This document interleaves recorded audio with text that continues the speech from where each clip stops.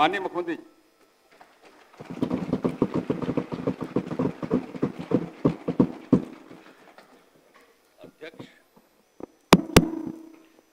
अध्यक्ष महोदय, सर्वप्रथम मैं बिहार विधानसभा के बजट सत्र में सभी माननीय सदस्यों का हार्दिक अभिनंदन करता हूं। बिहार विधानमंडल के दोनों सदनों के संयुक्त अधिवेशन में माननीय राज्यपाल महोदय का अभिभाषण हुआ। मैं बिहार विधानसभा के उन तमाम माननीय सदस्यों को धन्यवाद देता हूं जिन्होंने माननीय राज्यपाल के अभिभाषण के उपरांत धन्यवाद प्रस्ताव पर हुई चर्चा में भाग लिया। माननीय राज्यपाल महोदय ने अपने अभिभाषण में विस्तार से सरकार की उपलब्धियों एवं प्राथमिकताओं की चर्चा की है। राज्य सरकार की प्राथमिकताओं एवं अन्य मुद्दों पर सदन के समक्ष में मैं कुछ बातें रखना चाहता हूं। महोदय, हम लोग तो 24 नवंबर 2005 को यहां पर आए। अब उस समय क्या, अब उसके बाद से जो सरकार में आने का मौका मिला है, अब उसके बारे में हम जरा कहना चाहते हैं कि जब हम लोग आए थे उस समय की स्थिति क्या थी? याद है ना पहले क्या स्थिति थी? शाम में कोई घर से बाहर नहीं निकलता था। मत करिए, नहीं, शांति बनाए रखिए, शांति बनाए रखिए। अरे सब बच्चे हो, क्या पता है आप लोगों का? कुछ पता है? जरा प्रेस वाले से पूछ लो। शाम के बाद में आई बच्चा है, इसका क्या जन्म हुआ था? कुछ है? इसे चुपचाप रहो। बैठिए। अगर बोलते रहोगे हम ध्यान नहीं देंगे। आप सुनते हो, शाम के समय जब तक था 25 तक, तब तक शाम के बाद कोई घर से नहीं निकलता था। और आज का क्या हालचाल है? और उस समय की क्या स्थिति थी? कहीं आने जाने का रास्ता नहीं था। हम भी केंद्र में मंत्री थे, हम भी एमपी थे। नेता बोल रहा है, और जब शांतिपूर्वक अपने सुनिए। इलाके में जाते थे तो हमको पैदल ही जाकर के सब जगह जाना पड़ता था। कहीं कोई जगह होगा नहीं था, कुछ पता है? यही तो बता रहे हैं। और उसके बाद क्या हाल था? अब उसके बाद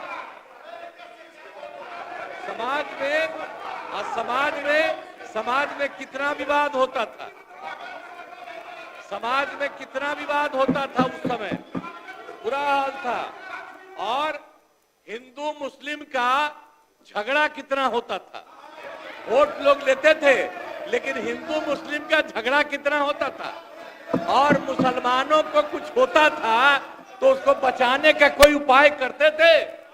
ये जब हम आए उसी समय की स्थिति आपको हम बता देते, और उसके बाद हम लोगों ने सब काम किया, हम आगे बता देंगे। अब पढ़ाई का क्या हाल था? पढ़ाई में कम लोग ही पढ़ते थे, ये हालत था जब हम लोग आए। उस समय के पहले की जो स्थिति थी, अपने इलाज का पूरा इंतजाम नहीं था। कोई इलाज भी करवाते थे तो उसका कोई इंतजाम था, उस समय तक का कोई इंतजाम नहीं था। और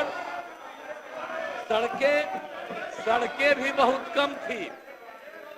उनका माननीय शासकगण, ये डायरेक्ट टेलीकास्ट हो रहा है। आपके नेता ने ये लकीर खींचने की कोशिश की है। आप उस लकीर को क्यों छोटा करना चाहते हैं? क्यों दिखाना चाहते हैं कि आप फोड़ करने वाले लोग हैं? क्यों करना चाहते हैं? शांति से बैठिए, नहीं बैठिए। इससे आपकी पहचान बनने वाली है। अपनी पहचान क्यों खराब करना चाहते हैं? बैठ जाइए, सुनिए। आप बिजली की भी क्या स्थिति थी उस समय? बिजली की भी स्थिति बहुत खराब थी। अब उसके बाद जब हम लोग आए, जब हम लोग आए तो हम लोगों ने अब किसी प्रकार का डर एवं भय का वातावरण नहीं है। राज्य में प्रेम, भाईचारा और शांति का माहौल है। हम सबसे पहले जो हिंदू मुस्लिम झगड़ा था उसके बारे में हम कह देते हैं। वो सबका जो कुछ भी था, जो कब्रिस्तानों की घेराबंदी थी, अब वो कब्रिस्तान की घेराबंदी हिंदू और मुस्लिम के इलाके में बना हुआ था। उस सबको बड़ा मुश्किल होता था और कोई नहीं बचाता था, वोट लेते रहता था, लेकिन मुसलमानों का नहीं। लेकिन हम लोग आए और आते ही 2000, सुनो ना यार, कुछ नहीं जाता है। अरे कुछ है। तुम्हारे जो सबसे बड़े, तुम्हारे आपके जो सबसे बड़े नेता थे, उनका हमसे क्या रिश्ता था, कुछ पता है? ऐसे ही बोल रहे, इन लोगों के साथ हो गए हो, बेकार का काम कर लिए हो, अब उसको छोड़ दो। हम अब यही कहना चाहते हैं कि पहले जो हिंदू मुस्लिम का झगड़ा था, हमने सबको, और हिंदू मुस्लिम का, और जो हम बता रहे थे कि उसका जो जगह था और उसमें दिक्कत होती थी, हम लोगों ने 2006 में ही उससे बात किया कि आपकी ये जगह कितनी है। उन लोगों ने लगभग हम लोगों को हमको बताया था 8000 से थोड़ा ज्यादा कब्रिस्तान की घेराबंदी, और उसका हम लोगों ने पूरा का पूरा घेरा करवा दिया। और अब उसी समय से हिंदू मुस्लिम का कोई झगड़ा नहीं हुआ।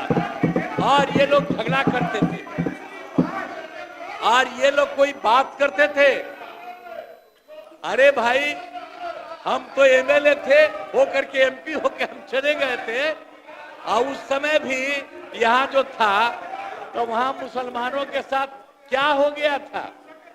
अब वहां पर जब हम जा रहे थे, 5 में घूम रहे थे, वहां के मुसलमान, हाँ भागलपुर, वहां का सब मुस्लिम लोगों ने हमको कहा कि साहब इतना पहले झगड़ा हुआ और ये लोग भी 15 दिन रहे हैं, ये लोग भी कुछ नहीं किए। और उसके बाद जैसे ही हम आए, वैसे ही हम लोगों ने वहां के बारे में एक एक चीज को देख लिया, और जो गड़बड़ किया था उसको पकड़ करके उसके खिलाफ एक्शन हुआ। और जितने मुस्लिम परिवार के लोग वहां पर थे, उनको दिक्कत थी, उसको हम लोगों ने पूरा मदद किया।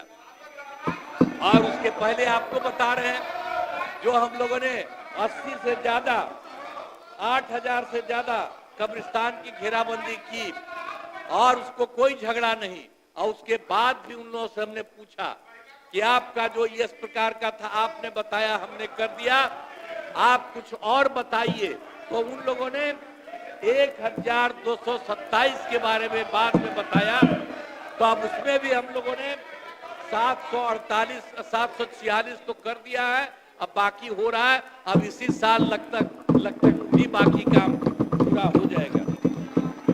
तो इसीलिए एक एक तरह से कुछ नहीं हुआ। अब कहीं किसी प्रकार से आप समझ लीजिए कि कोई झगड़ा झंझट नहीं होता। और हमने तो एक बार और किया था, हिंदुओं का भी जो हमने मुसलमानों का ठीक किया, और उसके बाद हमने पता किया कि जो हिंदुओं का भी हिंदू मंदिर है, और उसका भी कुछ न कुछ रात में घेराबंदी करके गड़बड़ करता था। तो इसीलिए हम लोगों ने उसके बारे में पीछ करके 60 साल जितना पुराना था, 60 वर्ष से पुराने हिंदू मंदिरों का भी पूरा घेराबंदी। अब कोई हिंदू वाले में भी झंझट नहीं, तो मुस्लिम का भी जो कर रहे थे झंझट, वो भी खत्म, और किसी प्रकार से कोई काम नहीं। तो एक एक तरह से हम लोगों ने काम किया। और पुलिस बल की संख्या लगातार बढ़ाई गई है हर तरह से। अब पुलिस बल की संख्या कैसी थी, इतना कम पुलिस बल की संख्या थी जब हम लोग आए थे, तो पुलिस में 42,851 मात्र था। और हम लोगों ने इसके लिए तुरंत जरूरत करके कहा कि इतना कम पुलिस में क्यों बहाली हो रही है। हम लोगों ने उसकी बहाली की और उसको 1,10,000 कर दिया। अब 1,10,000 कर दिया। इसके बाद हम लोगों ने अरे सदन नेता बोल रहे हैं। और हम ही उनके बीच जा रहे थे लास्ट ईयर ही।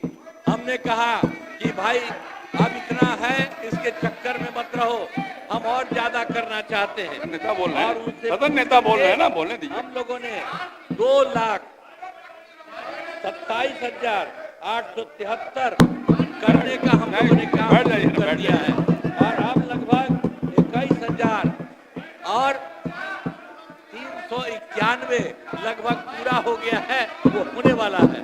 और बाकी सबका जैसे हम लोगों ने जितना करा दिया है पुलिस बल का, उसकी भी संख्या काफी हम लोग कर रहे हैं। अब उसके अलावे शुरू से ही जो हम लोगों ने काम किया, एक बात तो आपको हमने बता दिया, लेकिन जब हम लोगों ने जब काम शुरू कर दिया तो उसके बाद हम लोगों ने आने जाने के लिए घेराबंदी। अब जरा सा पटना का देखिए तो यहाँ पर भी शाम के बाद कोई घर से बाहर नहीं निकलता था। आज जरा देख लीजिए कैसा घर एक एक जगह हम लोग बनाए और कितना बढ़िया है। और अब आप जानते हैं, अब आज रात में लड़का हो, लड़की हो, महिला हो, स्त्री हो, कोई जात हो, 10 बजे 11 बजे तक रात में सब घूमती है। यही हाल है। तो इस सब चीज को देखना चाहिए कि क्या स्थिति हुई। इसीलिए और हम लोगों ने जो शुरू किया, वो शुरू किया सबसे पहले जो काम तो किया ही, लेकिन उसके अलावे जो हम लोगों ने किया शिक्षा के क्षेत्र में और स्वास्थ्य के क्षेत्र में हम लोगों ने पूरा का पूरा काम किया। हम लोगों ने लड़के लड़कियों के लिए पोशाक योजना शुरू की गई। अब आप जानते हैं, तो जो भी हो, सदन नेता बोल रहे हैं, अच्छी परंपरा नहीं कायम कर रहे हैं आप। सभी बोलने दीजिए। उनके लिए काम हम लोगों ने किया। आपको अवसर मिलेगा, विरोध में बोलिएगा जब अवसर मिलेगा तो। जो भी काम किया हम लोगों ने, जो कुछ भी लड़के लड़कियों के लिए, तो पोशाक योजना हम लोगों ने शुरू करा दिया। एक एक तरह से काम किया। अब 2008 में जो था 9वीं, सबसे पहले तो हम लोगों ने जो लड़के लड़कियों को पढ़ाना शुरू किया, तो हमने लड़के लड़कियों के लिए पोशाक योजना शुरू किया।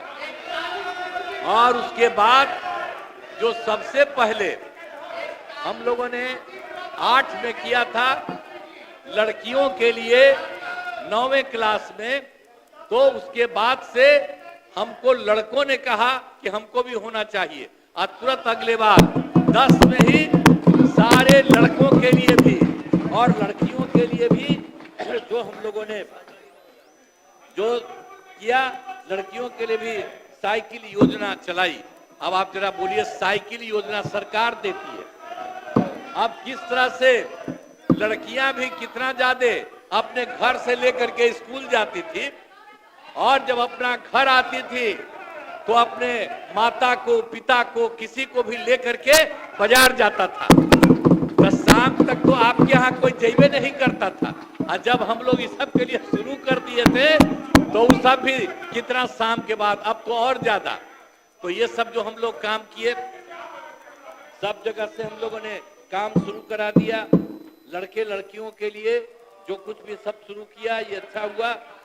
आप उसके बाद हम आपको बता देते हैं, इसको जो साइकिल दी गई, आप उसके बाद आप समझ रहे हैं कि जो कुछ भी हमने जो लड़के लड़कियों के लिए पोशाक योजना हमने शुरू किया, गलत प्रॉब्लम क्या मत करिए, बैठिए। वो पूछ रहा था कि भाई आप इसको बहाल करिए, तो हम लोग उसी समय कह दिया था कि नहीं, नियोजित शिक्षक आप ही बनाइए। और सबसे पहले पहली बार तो हम लोगों ने 4,000 5,000 और उसका तो अब तो इतनी बड़ी संख्या में बाद में शुरू किया। जो सरकार को किसी को मिलता है उतना ज्यादा सबको मिला। लेकिन बाद में हमने ये भी शुरू किया कि नहीं, अब जो पहले हमको बोला था तो हम नहीं किए, इधर हम आकर के हमने देखा कि नहीं, सरकारी योजना भी शुरू होनी चाहिए। तो 2023 में 2 चरणों में 2,17,272 नए सरकारी शिक्षकों की हमने बहाली की। और इसके बाद इसमें अब वो जो नियोजित शिक्षक थी वो भी बहुत लोग उसमें हुआ, उसमें 28 लोग पास किया था।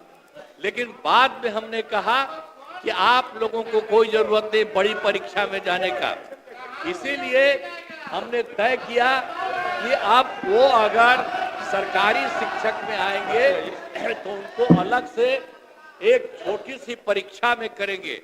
और आप जानते हैं हमने 5 राउंड तय किया, तब 2 राउंड में आप समझ लीजिए कि कुल मिलाकर के 2,53,961 नियोजित शिक्षक। अरे अभी मेरे साथ थे तो कहां कोई बात था? आप लोगों का कोई काम था? जो काम था मेरा था कि आपका काम था? अरे जब गड़बड़ किए तो एक बार लिए थे हरा दिया, और दूसरी बार भी गड़बड़ किया, दूसरी बार भी हरा दिया। और अब कहीं से नहीं, इधर उधर नहीं, हम लोग एक साथ मिलकर काम किए, हम लोग सब दिन के लिए साथ रहेंगे। अब कुछ नहीं है। कौन काम किया था ये लोग? बैठ, फालतू बात है।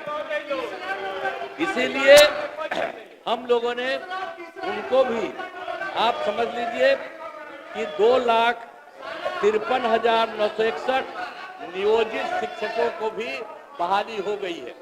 अब 8,000 मैंने थोड़ा सा बचा हुआ है। अब 2 परीक्षा है, 3 परीक्षा है। हम लोगों ने कहा कि भाई देखो बहुत मामूली सी परीक्षा में, तो आप जानते हैं इतना बड़ा सरकारी शिक्षक ये सब के सब बहाल हो गए हैं। अब उसके बाद हमने तो शिक्षा की बात की, अब स्वास्थ्य के क्षेत्र में भी काफी काम हुआ है। स्वास्थ्य के बारे में भी काफी काम हुआ। पहले स्वास्थ्य व्यवस्था बहुत खराब थी। स्वास्थ्य की स्थिति कितनी खराब थी? प्राथमिक स्वास्थ्य केंद्र में इलाज के लिए आप जरा सोचिए ना क्या हालत था पहले। आप जरा जानते हैं जो प्राथमिक स्वास्थ्य केंद्र था, जो मेरे पास इसके बारे में पूरा डिटेल हमने जो करेक्ट किया है, उसके हिसाब से प्राथमिक स्वास्थ्य केंद्र में इलाज के लिए प्रति माह 29 मरीज होते थे। यानी एक दिन में 1 या एक दिन में 2 यही लोग आता था। और उसके बाद हम लोगों ने जो इतना काम किया उसमें 2006 से अस्पतालों में मुफ्त दवा और इलाज की पूरी व्यवस्था कर दी। और अब स्थिति यही है कि अब सब लोग हर महीने औसतन 11,000 लोग वहां शामिल होते हैं। आप जरा देख लीजिए इतनी स्थिति अच्छी हुई है। और राज्य में मेडिकल कॉलेज और अस्पताल के लिए काफी काम किया गया है। कितना काम किया गया? पूरा काम किया गया है। तो पहले क्या था? 6 सरकारी मेडिकल कॉलेज और अस्पताल पहले थे।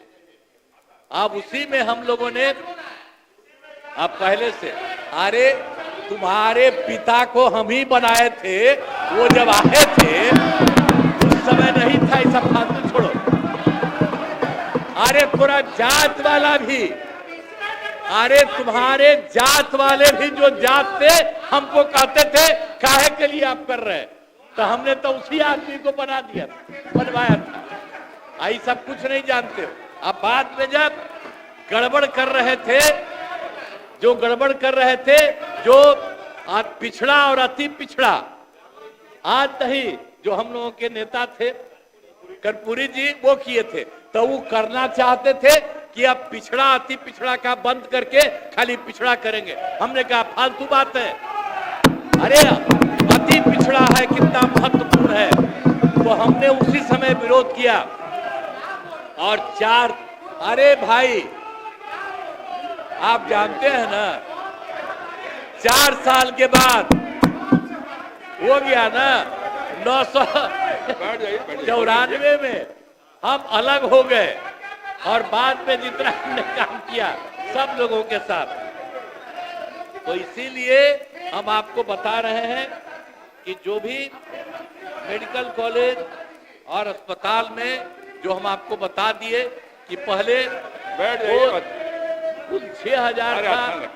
तो उसके बाद हम लोगों ने तय किया, अभी तो हो गया है, कुल मिलाकर के 12 हो गया है और 14 और बहुत जल्दी होने वाला है। लेकिन हमने अब ये तय किया है कि नहीं, और जिलों का भी इसको कर दें, और उसके लिए अनेक जगह पर हम लोगों ने इसके बारे में कर दिया। और आप जान लीजिए कि उसके बाद जो भी है, जितना 6 था, तब पटना मेडिकल कॉलेज जो सबसे पुराना था, आप जानते हैं देश में जब कुछ था, आज तो अभी हुआ, 3 दिन पहले हुआ उसका 100 साल, और उस कार्यक्रम में भी गए थे हम लोग। आप उसके बाद आप जानते हैं केंद्र में बहुत कम था, वही पटना मेडिकल कॉलेज हॉस्पिटल का था, तो आप समझते हैं। और उसके बाद हम लोगों ने तय कर दिया, पटना मेडिकल कॉलेज हॉस्पिटल का हमने तय कर दिया है 5400 बेड। ये देश में कहीं नहीं है, ये देश में कहीं नहीं है, उतना हमने वहां का कर दिया। और उसके अलावा बाकी जो 6 में 5 था, उसको हमने कर दिया है, तो सबका 2500 बेड के लिए किया है। और एक जो Indira Gandhi institute of medical science, अब वो तो एकदम बेकार था, हम जब सरकार में आए हम लोग उसका विस्तार कितना करवाए हैं, और उसमें अब काम शुरू हुआ है। अब उसके बाद हमने उसका भी इतना काम करके कर दिया है कि अब उसका भी 3000 बेड हो जाएगा। तो इसके लिए और राज्य में सड़कों, पुल पुलियों का निर्माण कराया गया है, और जो भी है 6 घंटे में पटना पहुंचने के लक्ष्य में, आप जरा जान लीजिए, इतना बनाए हम लोग। सबसे दूर जो था पटना से, तो उसका हो गया 2016 में 6 महीने में 6 घंटा में आने लगा। लेकिन उसके बाद फिर हम लोगों ने सोचा कि इसको और कहें, तो लगभग अब 5 घंटा के करीब हो रहा है। अब उसके बाद ये भी तय किया, कल ही बोले हैं, इधर 3:30 बजे बोले हैं, अब उसके उस दिन जो बोले हैं, अब उसके बाद उसमें यही इसलिए कि उसको तो हम लोगों ने 6 का किया था, उसको 5 का करने जा रहे हैं, होने जा रहा है। अब उसके बाद भी उसके आगे हम लोगों ने तय किया है कि दूर से भी पटना आने में 4 घंटा का हो, इसके लिए भी हम लोगों ने काम करने की कोशिश किया है। और उसके बाद जरा जान लीजिए, हमने यही किया है, 7 निश्चय के तहत अनेकों काम, अब ये तो हम पहले से करा रहे हैं, और बाद जो हम लोगों ने 7 निश्चय किया, अब उसके अंतर्गत हम लोगों ने, अब जो 2005 था उसमें बिजली बहुत कम जगहों पर थी, जो हम बता दिए।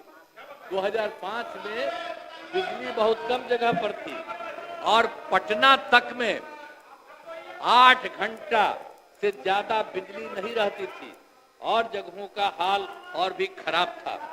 तो हम लोगों ने, और घरों में पीने का पानी की भी व्यवस्था नहीं थी, और घरों में शौचालय न के बराबर था, लोगों को शौच के लिए काफी दूर जाना पड़ता था।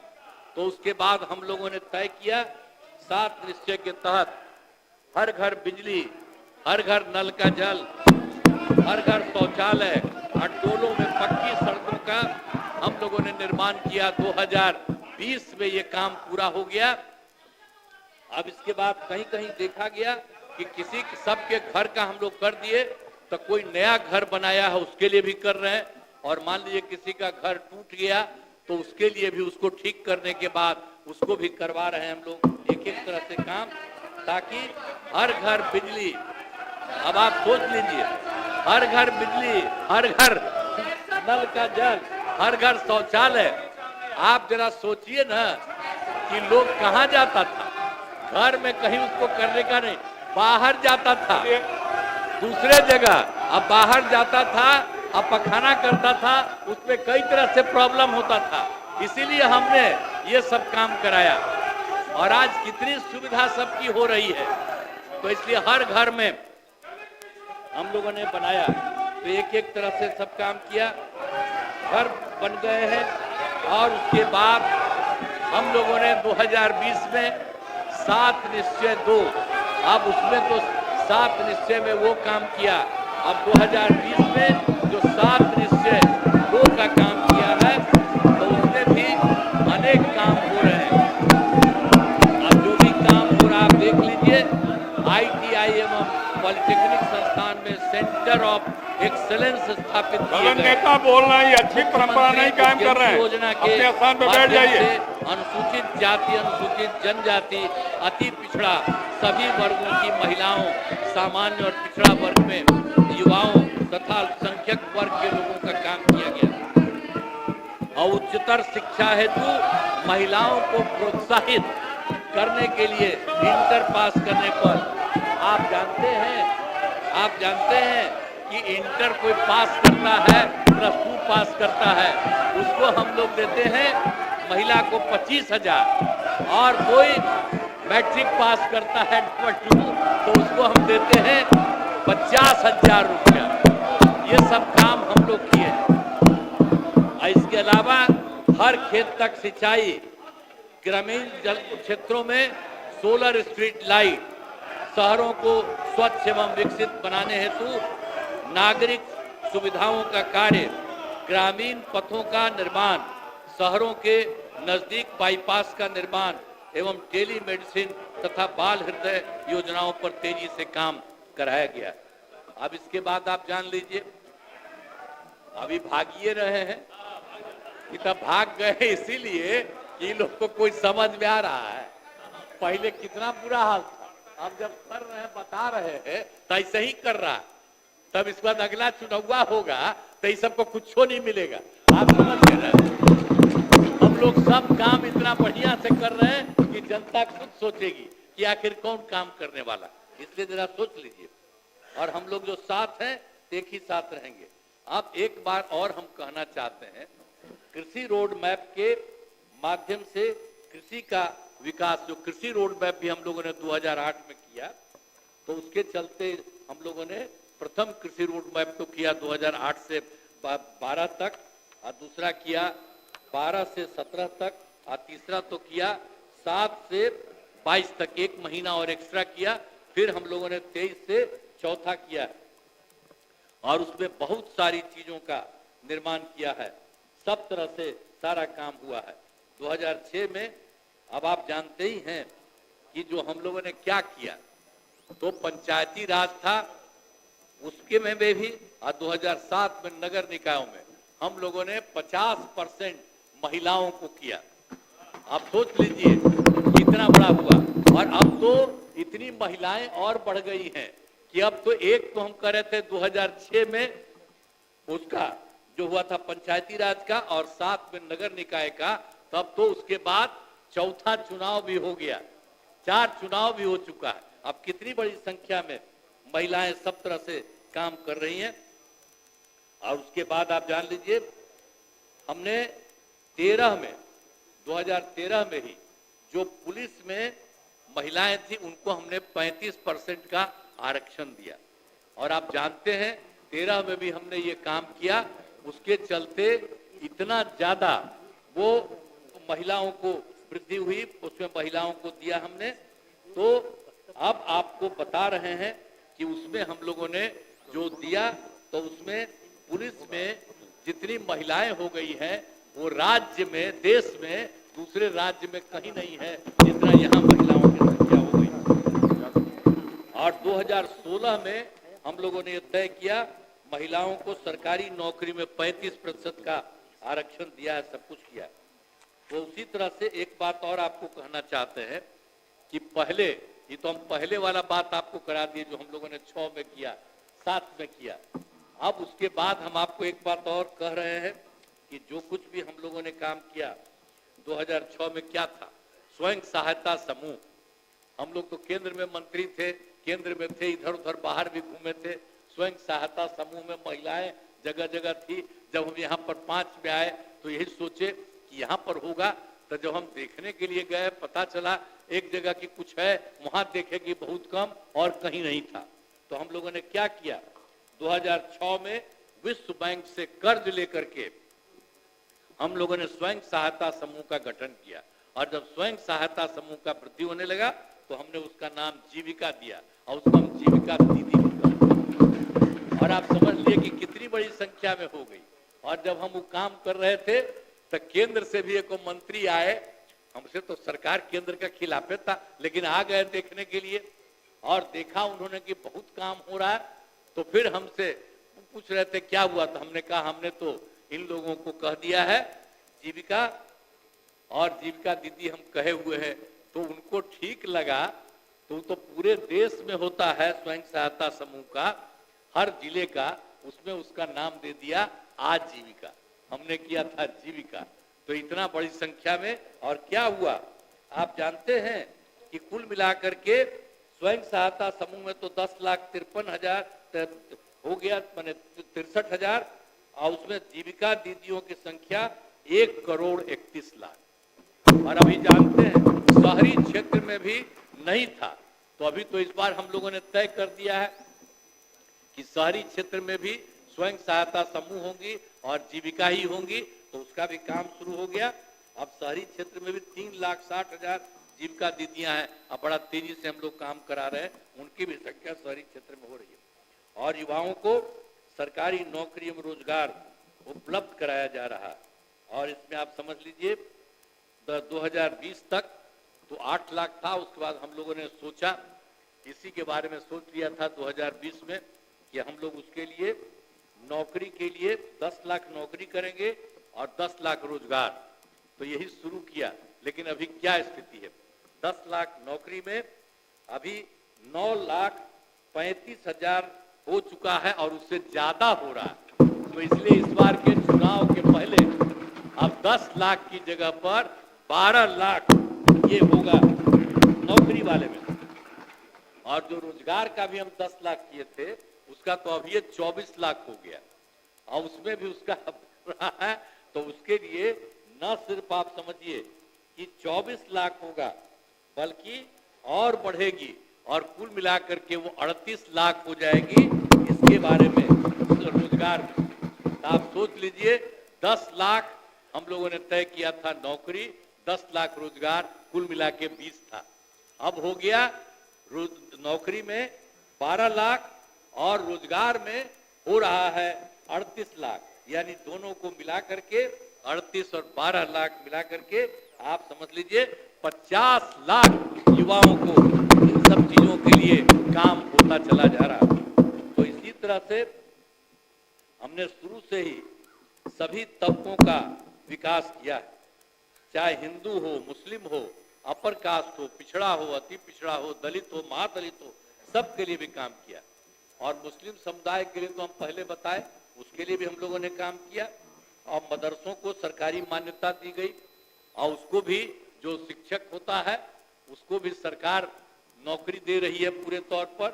इस तरह से बहुत सारा काम हो रहा है। और मुस्लिम महिलाओं को हमने और काम किया कि जब कोई मुस्लिम महिला रहती थी, उसकी शादी होती थी, लेकिन छोड़ देता था, भगा देता था उसको, तो हम लोगों ने ये भी शुरू किया कि उसको दिक्कत होती है, इसलिए ऐसा मुस्लिम समाज की उस महिला को जिसको शादी के बाद छोड़ देता है, उसको हम लोगों ने 25 लाख रुपए का मदद, हम लोगों ने 25,000 का हम लोगों ने सबके लिए मदद भी किए हुए है हर तरह से। और 23 में हम लोगों ने जो बात किया है, हम लोगों तो सारी पार्टियों की मीटिंग किए और उसी में तैयार किया। तो हम लोगों ने जाति आधारित गणना के लिए, और उसी में हमने ये कहा कि भाई इसके लिए ये भी हम लोगों को देखना है कि कौन है परिवार का, कौन गरीब परिवार है, इसके बारे में देखना चाहिए, और उसका भी अध्ययन किया। तो कुल मिलाकर के आप जान लीजिए 94 लाख गरीब परिवार, और उसमें सब है अपर कास्ट के, पिछड़ा के, अति पिछड़ा के, दलित के, महादलित के, मुस्लिम के, इन सभी कम्युनिटी में सब जगह के लोगों को पाया गया कि गरीब परिवार है, और 94 लाख माना गया। और उसके बारे में तो हम लोगों ने भी सोच लिया कि उन लोगों को तत्काल देने की शुरुआत करेंगे, ताकि 2 लाख रुपया उनको दे करके ये भी काम करेंगे। और उसके अलावे ये सब काम किया है। अब प्रगति यात्रा तो है, तो आप जानते ही न है कि हम लोग तो गए प्रगति यात्रा में, 23 दिसंबर 2024 से शुरू किए और उसके बाद हमने 21 फरवरी तक किया। तो जितना भी राज्य के 38 जिले हैं सब की प्रगति यात्रा की है। सबसे पहले तो हम लोग दिसंबर 24 में 4 जिलों का किया और उसके बाद जो हम लोगों ने यात्रा की गई, उसके बाद जनवरी माह में 17 और फिर इसी 17 जिलों में इसके फरवरी में, ये सब का हम लोगों ने करके चारों तरफ, और वहीं पर जो भी हम गए बहुत सारी बातों को देखा। तो जहां पर भी जो काम हो रहा है, क्या हो रहा है, वो सब तो करवाइबे किए, लेकिन उसके अलावे हमने जब शुरू किया था कार्यक्रम तो उसके पहले ही हमने कार्यक्रम शुरू करने के पहले हर जगह से कहा कि हर जिले के अंदर देखिए कि हर जगह कहां पर कोई कमी है, उस कमी को पूरा करने के लिए तो हम लोगों ने वो काम किया। अब सब जगह का हम लोगों ने हर जगह का, और आप जानते ही हैं कि जो आपको बता दें कि हम लोगों ने शुरू में ही जो हम लोग वहां से करके आए जनवरी, और उसी के लिए भी कैबिनेट से हम लोगों ने पूरा का पूरा कर लिया और उसके बाद दूसरे बार भी किए। तो अब हम लोगों ने पहले 4 फरवरी को कर लिया था कैबिनेट से, तो जो भी कमी थी उसके बारे में तय किया, और इसके बाद जो तय किया 25 फरवरी को उसमें भी किया गया। और उसी तरह से 38 जिले में जो भी घोषणाओं के संबंधित हुआ तो 430 योजनाओं की स्वीकृति, आप सोच लीजिए हर जिले में जो था 430 ऐसा था। अब उसको सुधारने के लिए हम लोगों ने 25,000 करोड़ रुपए का तय कर लिया और उसी के चलते अब काम शुरू हो रहा है। एक एक चीज तो ये लोग क्या बोलता है, सबको कोई मतलब है? आज तक कोई काम किया है? सब खम्मा तो हम लोग शुरू से कर रहे हैं। अब यहीं पर देख रहे हैं, आज जब भी हम कहीं जाते थे तो वहीं पर कोई भी आदमी किसी भी पार्टी का था, कोई कहता था उसकी भी बात को सुना जाता था। तो ये जितना देखा गया, अब जो भी है उसके बारे में देखा जा रहा, उसमें भी, और कुछ जगह के बारे में तुरंत पता चला था, उसको भी हम लोगों ने अडॉप्ट किया और बाकी एक एक तरह से सारा काम किया जा रहा। हम लोग हर तरह से सब तरह से काम कर रहे हैं और उसी के अलावे हर तरह से राज्य सरकार बिहार के विकास एवं समाज के हर तबके के उत्थान के लिए दृढ़ संकल्पित है। ये पूरा का पूरा हम सब लोग काम कर रहे हैं और बहुत खुशी की बात है कि वर्ष 24 में नई केंद्र सरकार के गठन के बारे में आप सोच लीजिए, केंद्र सरकार के बारे में हम लोग को क्या, हम लोग तो कर ही रहे हैं, लेकिन केंद्र सरकार का भी जो सहयोग हुआ है, जो आप समझ लीजिए जब चुनाव 24 में चुनाव हुआ, अब उसके बाद जो फिर सरकार थी तो पहली बार उसने केंद्र सरकार ने ये के उसके गठन के बाद उन्होंने किया बिहार के लिए विशेष आर्थिक सहायता के रूप में, आपको बता दें, सड़क, उद्योग, स्वास्थ्य, पर्यटन और बाढ़ नियंत्रण के लिए बड़ी राशि देने की घोषणा उन्होंने की।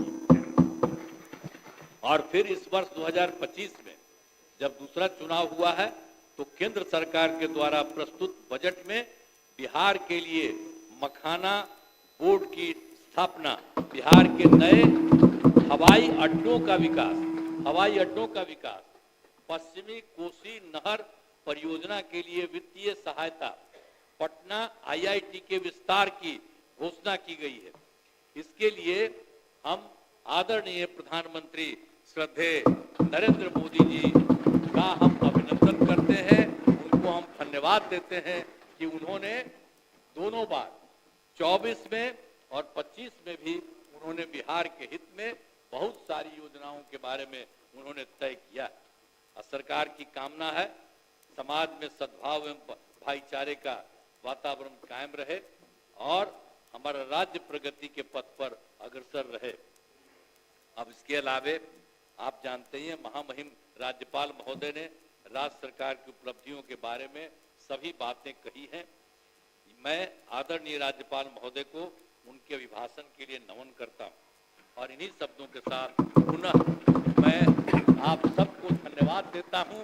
यही भाग गया है तब भी हम धन्यवाद देते हैं, भाग गया है कोई बात नहीं, हमको इससे मतलब नहीं है कि आखिर उसी समय अंडवंड बोल रहा था, गवर्नर साहब बोल रहे थे तो उसी समय अंडवंड बोल रहा था, तो कोई बात नहीं, आप ये नहीं सुनना चाहते। अरे हम तो गवर्नर साहब की ना बात कर रहे थे कि उन्होंने जितनी बातें की, तो इसी तरह से आपको सबको उनके लिए मैं राज्य सरकार की उपलब्धियों के बारे में सभी बातें कही हैं। मैं आदरणीय राज्यपाल महोदय को उनके अभिभाषण के लिए नमन करता हूं। इन्हीं शब्दों के साथ पुनः आप सबों को मैं धन्यवाद देता हूं और मैं अनुरोध करता हूं कि महामहिम राज्यपाल महोदय के अभिभाषण के लिए उनके प्रति कृतज्ञता का प्रस्ताव सदन सर्वसम्मति से पारित करे। हम तो यही कहेंगे, तो एक साथ दोनों पार्टियों का किए। अब उसी के बारे में उन्होंने इतना अच्छा बात किया, हम ही सरकार की तरफ से दिया जाता, हमने ही सारा बात लिख करके उनको दे दिया। और उसके बाद उन्होंने एक एक बात कही, कितनी अच्छी बात की कि बिहार में जितना काम हो रहा हुआ है। तो अब तो हम आपसे ये अनुरोध करेंगे कि आप उनके लिए महामहिम राज्यपाल महोदय के अभिभाषण के लिए उनके प्रति कृतज्ञता का प्रस्ताव सदन सर्वसम्मति से पारित करें। इन्हीं शब्दों